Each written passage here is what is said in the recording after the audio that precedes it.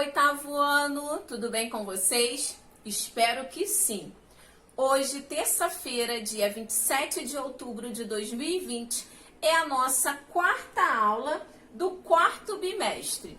E nós vamos dar início à nossa aula de hoje fazendo a correção dos exercícios da aula passada. Então, pegue aí o seu livro, seu caderno e abra o seu livro na página 82. Semana passada nós falamos a respeito, do início da fotografia e de acordo com esse conteúdo, vocês teriam que responder as seguintes questões. Número 1. O artista francês Daguerre inventou um processo de fixar a imagem em um papel e o resultado recebeu o nome de daguerreótipo. Faça uma pesquisa e anote em seu caderno sobre esse primeiro equipamento fotográfico fabricado em escala comercial da história. Então, vamos relembrar aqui, com essa imagem. Então, o daguerreótipo, ele foi o primeiro processo fotográfico a ser anunciado e comercializado ao grande público. Foi divulgado em 1839, tendo sido substituído por processos mais práticos e baratos apenas no início da década de 1860. Então, esse aqui é o aparelho, fotográfico, lá que foi feita em escala e foi um marco, todo mundo queria fotografar naquela época. Dando continuidade agora à pergunta número 2. Faça uma pesquisa sobre as diferenças entre a câmera digital e a câmera analógica. Registre suas descobertas em seu caderno. Então, aqui, vamos voltar aqui. Agora, essa imagem. Deixa eu posicionar direitinho. Então, vamos lá. Vamos começar, vamos saber qual a diferença da câmera digital, que é essa daqui, para a câmera analógica. O que difere a câmera digital da analógica é, essencialmente, a forma como um ou outro equipamento captura a imagem. Então, é a forma que eles capturam a imagem.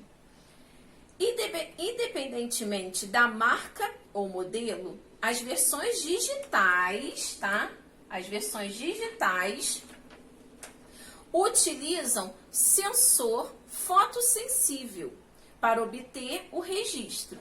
Então, esse fator, esse sensor fotossensível, é ele que captura a imagem. Aqui é a imagem. Já as câmeras analógicas, elas necessitam de um filme fotográfico. Então, aqui vocês conseguem observar um filme fotográfico que é posicionado da forma correta aqui dentro da câmera e assim você consegue obter as imagens e depois esse filme passa por um processo, de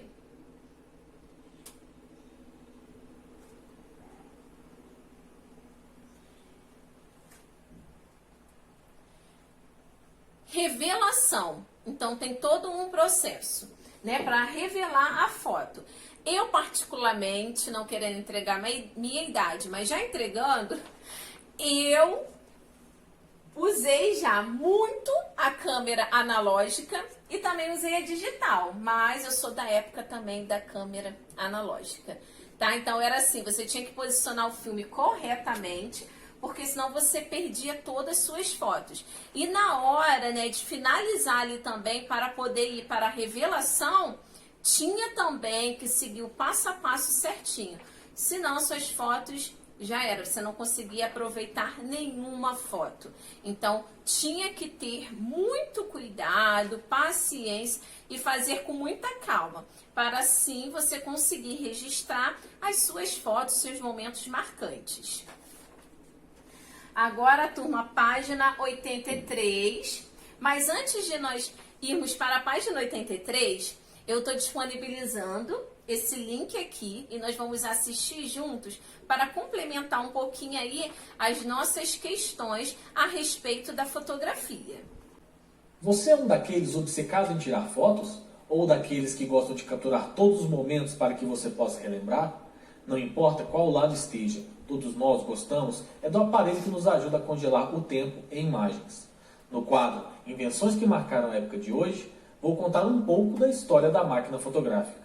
Tudo começou com os antigos gregos e chineses, no tempo da câmera obscura, um dispositivo que usou lentes ou pinhole para projetar imagens de cabeça para baixo sobre a exibição de superfícies. No ano de 1544, essa câmera foi usada pelo matemático Gemma Frisus Reiners para a observação de um eclipse solar. A primeira câmera foi inventada por Alexander Walcott. Seu design de câmera foi patenteado em 8 de maio de 1840. No entanto, as primeiras fotografias foram tiradas por Joseph Niepce. Ele usou uma câmera de caixa de madeira criada por Charles e Vincent Chevalier em 1826. E isto não acabou com o entusiasmo de Niepce. Em 1836, juntamente com Luiz Daguerre, criou o mecanismo fotográfico, prática conhecida como daguerreótipo. Depois do daguerreótipo, surgiram as câmeras Brett, em 1860, a Express Detective, câmera de reportagem usada por Félix Tornatio Nadar, em 1890. Foi Nadar quem fez as primeiras fotos aéreas da história. Em 1870, surge o melanocromoscópio, de Luiz Ducos Rauron, que inaugurou a fotografia a cores.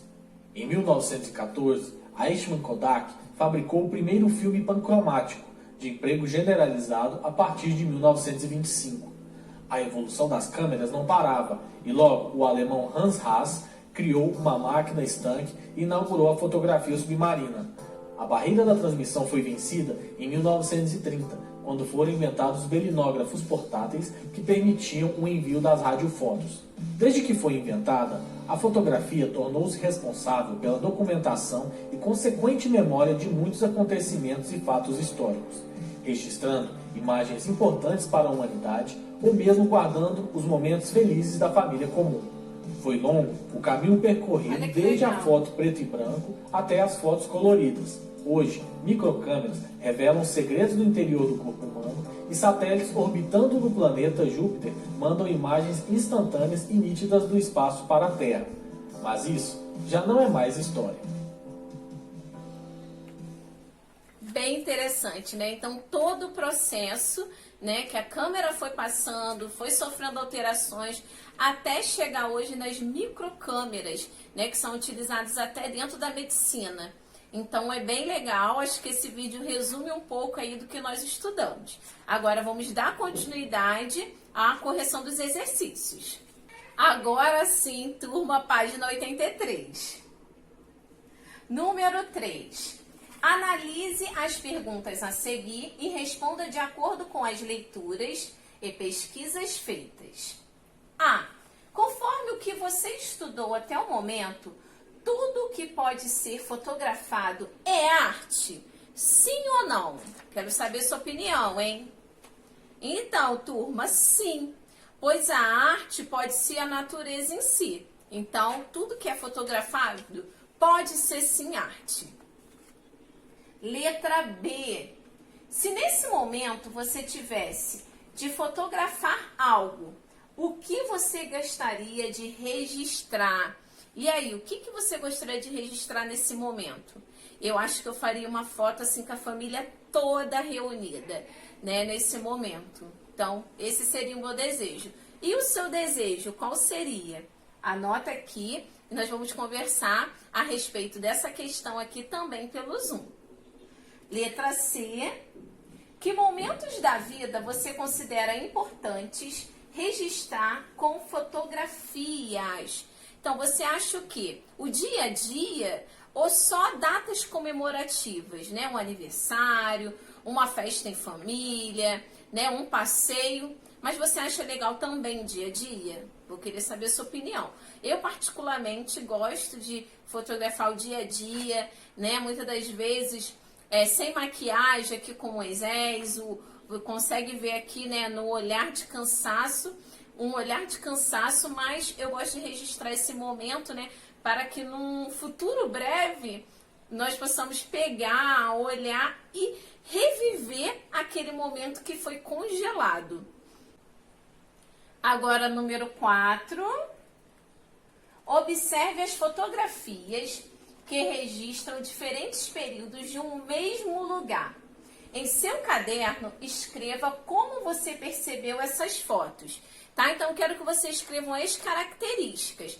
Vamos relembrar aqui as imagens, né? A primeira imagem é da Praia de Boa Viagem, que fica localizada no Recife, no ano de 1940, e aqui uma segunda imagem da mesma praia, só que em 2018. Quais são as diferenças de uma imagem para outra? Então, anota aí no seu caderno todas essas diferenças, né? O que a gente já consegue observar aqui é o preto e branco na primeira foto e na segunda um colorido. Além também, né, gente, dos elementos aqui também. Então, aqui você consegue ver os prédios, aqui você já não vê, tá? Então, todos esses detalhes eu quero que você anote aí no seu caderno. Vocês irão fazer essa leitura de imagem. Não só dessa primeira imagem, mas também dessa segunda aqui, tá? Que é aqui no Japão. Foi o momento ali, né? Esse momento aqui da Segunda Guerra Mundial. Então, ali o Japão, onde sofreu um bombardeio. E como que ele estava no ano de 1945.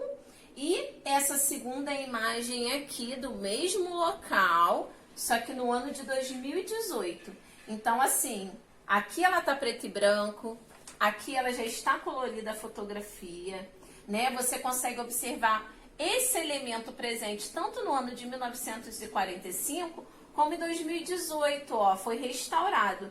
Então, foi o edifício que permaneceu ali de pé.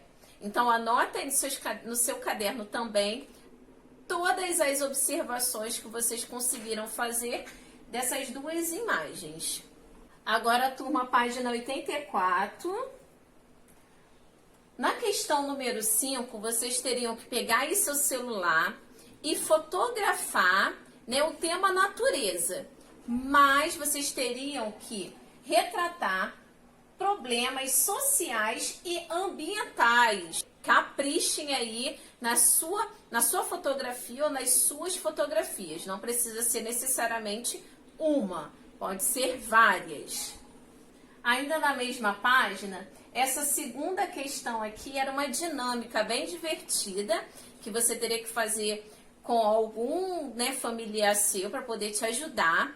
E nessa dinâmica, nessa brincadeira, você iria vendar os olhos e a pessoa que você pediu para te ajudar iria falar os seguintes comandos para você fazer. Vocês lembram?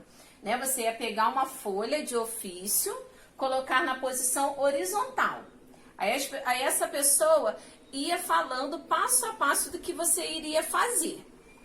Vamos relembrar? Ó, primeiro, coloque o papel na horizontal, marque três traços verticalmente, desenhe o céu e os elementos que o compõem, em seguida pinte, depois desenhe um caminho de areia e elementos que compõem a praia, desenhe o mar e 3 crianças de costas para você. E, por último, né, tenta completar sua obra sem fugir dos comandos acima. Então, depois que você fizesse todos esses comandos, vocês iriam responder as seguintes questões relacionadas aqui a essa experiência, essa atividade. Número 1. A atividade realizada foi fácil ou foi difícil? Justifique. Número 2. Ao comparar as obras produzidas, anote as semelhanças e as diferenças mais frequentes que você observou. Então, essas duas questões aqui, vocês só irão responder depois da correção feita pelo Zoom. Depois de observar os desenhos dos seus outros amigos, ok? Aqui, a número 2 e a número 3. Mesmo todos recebendo as mesmas orientações, os desenhos foram muito diferentes. Se sim, explique por que você acha que isso aconteceu. Então, essa atividade aqui, a correção, será complementada aí pelo Zoom. Agora, a página 85. Pesquise em livros ou na internet o conceito das palavras abaixo. A. Inspiração. Ideia repentina e momentânea, normalmente genial. B. Fotografia. Arte ou processo de reproduzir imagens sobre uma superfície fotossensível. Letra C. Daguerreótipo. Antigo aparelho fotográfico inventado por Daguerre, pintor francês, que fixava as imagens obtidas na câmera escura numa folha de prata sobre a placa de cobre. E letra D. Peraí, gente, aqui. D. Natureza. Natureza é o termo que faz referência aos fenômenos do mundo físico e também à vida em geral. Morte. Interrupção definitiva da vida de um organismo. E por último, letra F, natureza morta. Gênero de pintura em que se representa coisas e seres inanimados. Aqui eu separei até uma imagem,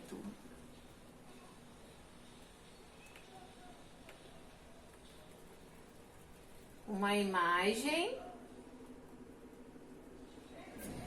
de uma natureza morta, de uma pintura aí no gênero natureza morta. Vocês lembraram? Que vocês já estudaram sobre esse gênero da pintura.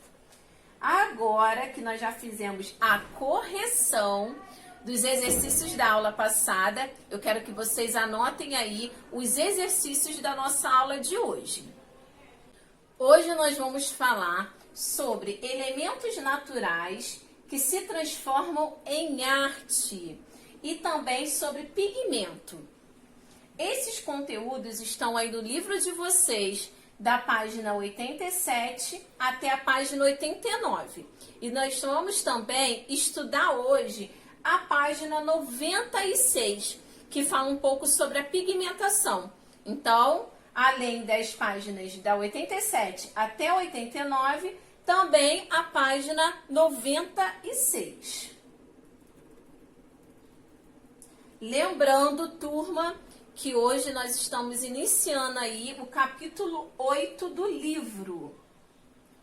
Elementos naturais que se transformam em arte. Os homens pré-históricos já se manifestavam artisticamente, composta por representações, desenhos, símbolos e sinais feitos em paredes de cavernas ou nas superfícies de rochas. Não se sabe ao certo as intenções por trás da arte rupestre, tá? Então não se sabe qual era a intenção deles. Se era deixar ali registrado aquele momento para as futuras gerações, se era um momento ali de lazer que eles gostavam de desenhar. Então isso nós não sabemos ao certo. Porém, você já parou para refletir que naquele período não existia fábricas de tintas, muito menos de pincéis? Como será que eles produziram, esses desenhos aqui nas cavernas e nas rochas? Vamos descobrir como? As pessoas naquela época usavam os elementos da natureza para criar suas representações. Como? O que eles usavam da natureza? Argila, fragmentos de rochas, sangue de animais, saliva, entre outros, recursos aí que a natureza nos fornece. Então aqui vamos observar duas pinturas rupestres.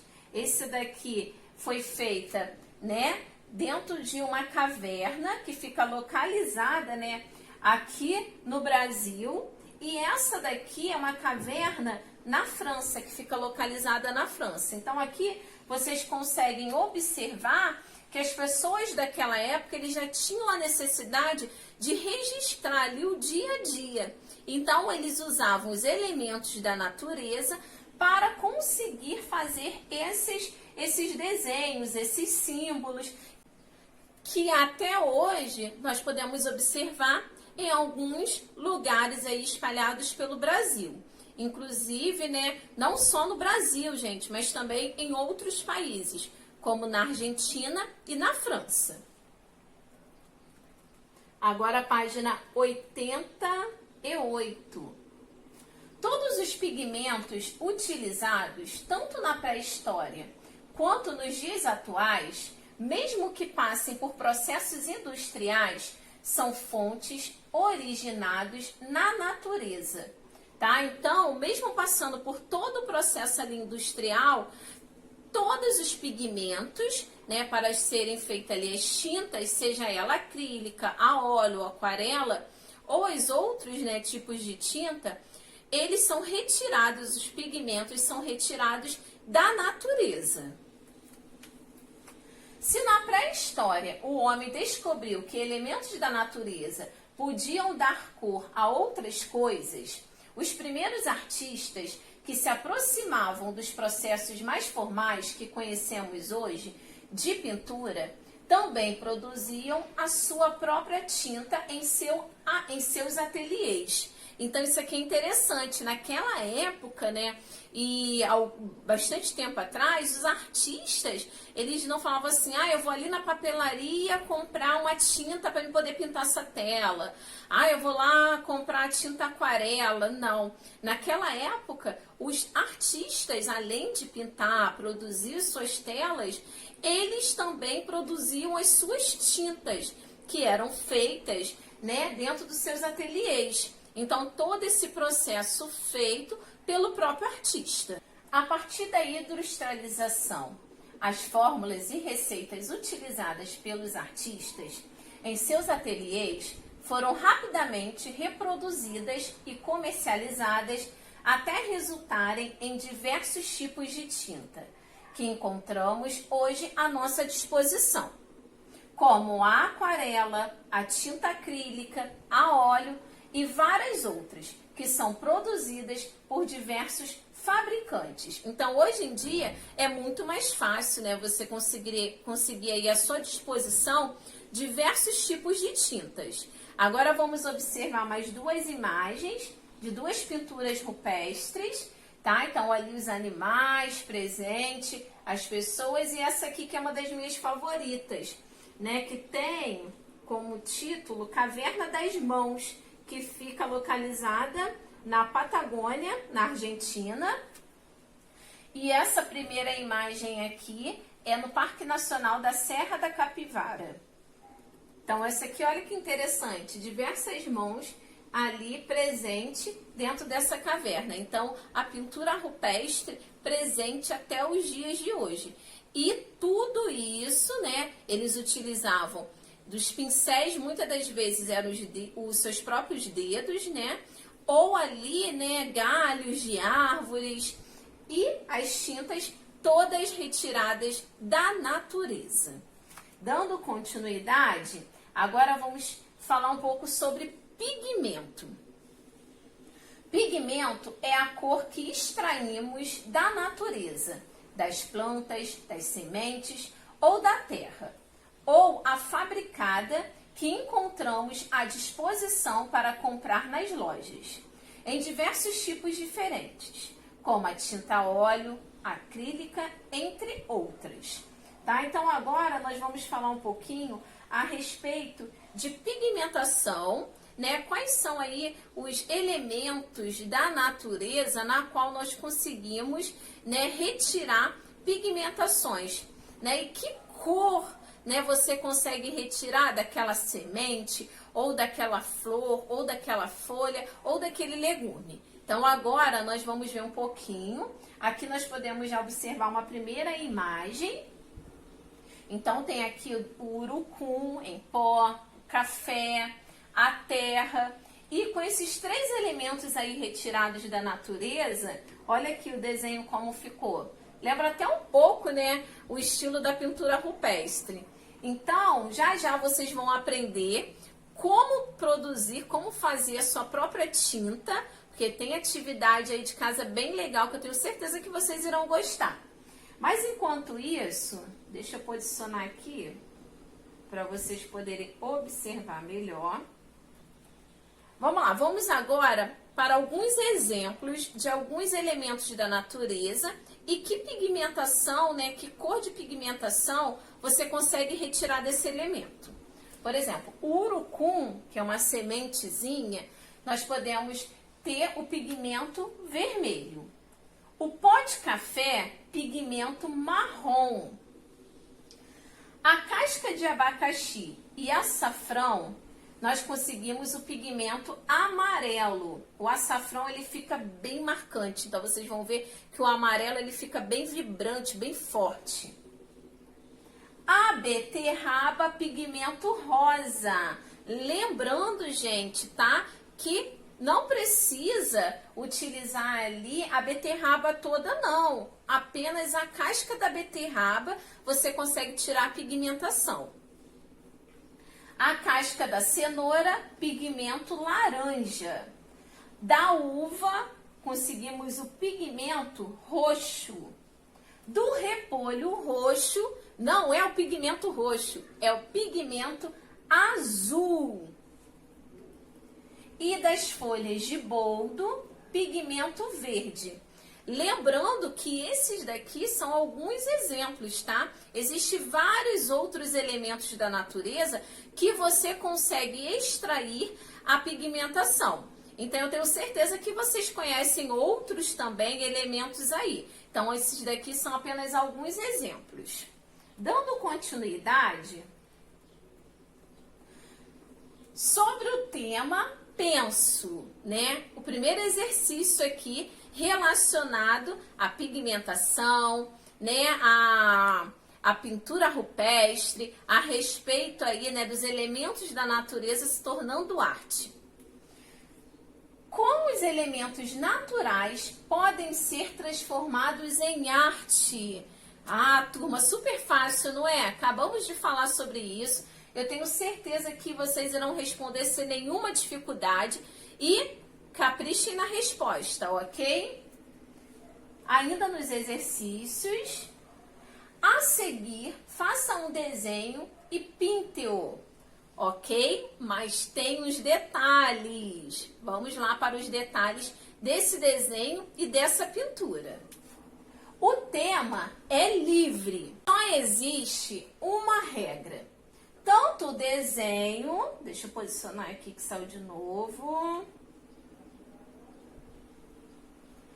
quanto a pintura só podem ser feitos com materiais naturais, isto é, que não passaram por nenhum processo de industrialização. Então, você não vai poder pegar aí a sua tinta acrílica ou lápis de cor, ou a canetinha, giz de cera, não. E nem o lápis de escrever, ok, turma? Vocês irão produzir, vocês irão fazer aí a sua tinta para poder fazer essa atividade aqui. E eu já vou ensinar vocês como vocês podem fazer essas tintas. Vocês já viram ali em cima, né, um pouquinho antes, quais são os elementos, alguns elementos da natureza que você consegue pegar a pigmentação e quais são as cores dessa pigmentação. E já vocês irão aprender como fazer a sua tinta utilizando elementos naturais. Se aqui o espaço não for suficiente, você pode fazer uma folha à parte e anexar no seu caderno. Gente, toda hora tá saindo aqui, peraí, foi. Agora nós vamos assistir juntos uma aula ensinando a você a fazer a sua tinta utilizando apenas elementos naturais.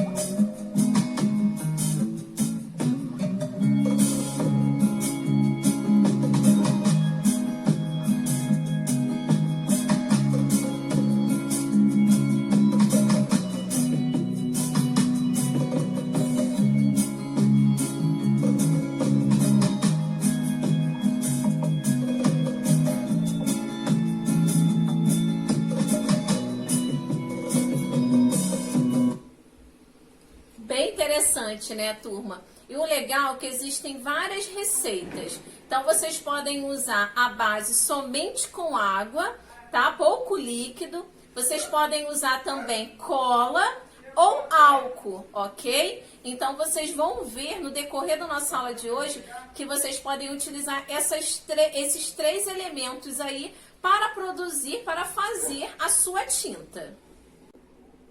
Bem interessante, né, turma? E vocês vão ver agora no decorrer da nossa aula que vocês podem utilizar a cola ou, se vocês preferirem, pode utilizar apenas a água, tá? Então, utilizar apenas ali a água, não precisa necessariamente usar a cola. E algumas receitas, eles usam, ao invés de usar a cola, eles utilizam álcool também. Então, existe várias receitas aí, né, de pigmentação da tinta feita com os elementos naturais. Agora eu separei aqui algumas imagens, mais alguns desenhos feitos para vocês se inspirarem aí na sua pintura. Aqui, ó, vários desenhos. Aqui do lado também, olha aqui, olha que lindo essa paisagem. E esse daqui, ó, de umas crianças fazendo ali com terra, apenas terra e água. Olha aqui o resultado, bem legal, né? Agora, turma, vamos lá para a página, ó, 96. Então, pulo lá para a página, lá para o finalzinho, a última página do livro, porque lá no final tem essa aula aqui especial que fala um pouquinho, né, de pigmentação. Então, eu vou utilizar ela hoje aqui na nossa aula, porque vai complementar os conteúdos da nossa aula de hoje. Vamos preparar tintas a partir de pigmentos naturais? Sim? Vamos sim! Ó, aqui tem mais alguns exemplos, ok? Vermelho, amasse as sementes de urucum. Ou utilize coloral, com um pouco de água. Amarelo, misture açafrão com um pouco de água, né? Igual vocês viram lá no vídeo. Mas no vídeo eles usavam a cola. Então, vou reforçar mais uma vez. Não precisa usar a cola, só se você quiser.